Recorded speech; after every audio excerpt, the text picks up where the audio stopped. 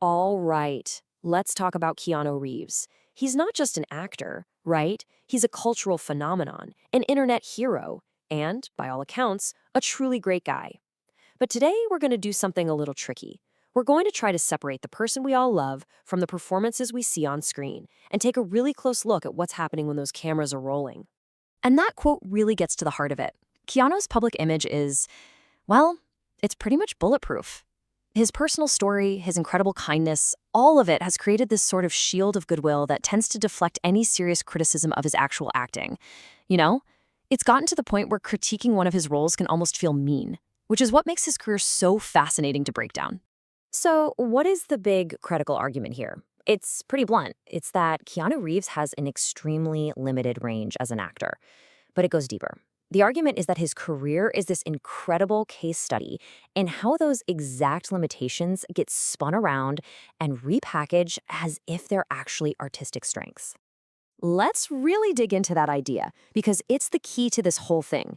This concept, reframing limitations, is all about how the conversation around an actor's work changes over time.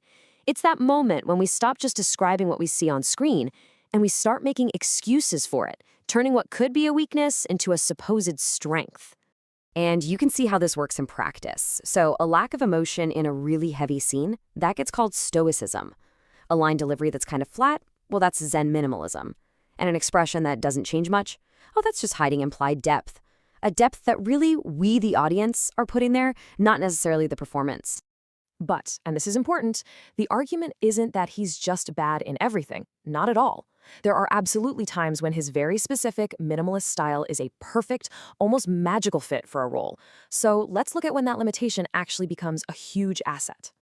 And the two biggest examples, obviously, are John Wick and The Matrix. Think about it. In these movies, he's not really playing a complicated person who grows and changes. He's playing an idea, an archetype. He is Neo, the chosen one. He is John Wick, the living embodiment of vengeance. The character is basically a symbol, and all the cool world building and insane action does the heavy lifting emotionally. So why does it work so perfectly in these movies? Well, it's because myth totally takes the place of character development. The story doesn't move forward because Neo has some deep internal change. It moves forward because the fights get bigger and the conspiracy gets deeper. In these worlds, his stillness as a performer reads as depth, and his silence reads as gravity. It's a perfect match for a character who's more of an icon than a person. Okay, so that's when it all clicks into place. But what about when it doesn't? This is where we get to the real evidence for this argument. The movies where the role absolutely needed an inner life, some kind of psychological struggle, and the performance just couldn't provide it. Let's start with the thriller The Watcher. Keanu plays a serial killer who stalks his victims. Now, this role needs him to be scary because of his quiet intelligence, his psychological cruelty. But what we get is this emotionally vacant performance. Instead of a chilling, calculating villain, he comes across as kind of disengaged, almost bored. He's just not frightening. And you see the exact same thing in Johnny Mnemonic. The whole point of the character is that he's losing his mind. His brain is being fried by too much data. The role screams for paranoia, for desperation, for showing a complete psychological collapse. But the performance is just flat, totally inert from start to finish. The only way we know he's in pain is because he starts shouting. There's no sense of a mind actually breaking down. And this quote just nails the problem perfectly. The entire story is about a man's mind falling apart from the inside out, but the performance just never lets us in. It's like the acting completely opts out of showing us that struggle. Or look at the thriller Chain Reaction. He's supposed to be this brilliant student who gets framed and has to go on the run. We need to see him thinking, adapting, getting tougher. But instead he just seems kind of lost in every scene. You never get the feeling that he's thinking his way out of the problem. You just get mild panic and what looks like delayed understanding. And it even happens in a totally different genre, like the romantic comedy Sweet November.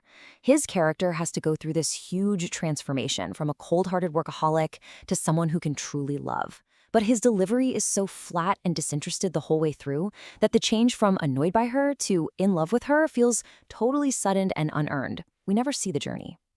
And finally, his role as the alien Klaatu in The Day the Earth Stood Still. Now on paper, this should be perfect, right? A quiet, muted observer. But the character still needs to convey that there is deep, complex thought happening behind that blank face. Instead, the monotone performance just feels like an actor who's checked out, hiding behind a mask of nothing. So once you line up all these examples, this really clear pattern starts to show up. This isn't just about a couple of movies not working out, it's about a consistent style of acting that needs very specific things from a movie in order to succeed. And that pattern really breaks down into three simple parts. First, there's the performance itself, one that consistently chooses not to show us what a character is thinking or feeling on the inside. Second, for that to work, the movie has to build this huge external support system around him, what you could call scaffolding. Think the philosophy of The Matrix or the action choreography of John Wick. And third, the result. When you take away that scaffolding, and a role demands that the actor create that inner life all on their own, the performance often falls apart. And that leads to the real takeaway here. The effect of this acting style goes way beyond just his character. If your lead actor isn't supplying that inner life, the rest of the movie has to work overtime to compensate. Other characters have to spell out what the hero is thinking, the music has to tell us what to feel, or sometimes the movie just kind of gives up trying. Which really leaves us with one final big question to chew on. When we watch an actor who is as universally beloved as Keanu Reeves, how much of what we enjoy is really on the screen, and how much of it are we bringing into the theater with us? Are we actually watching the character, or are we just happy to be watching the star we already know and love?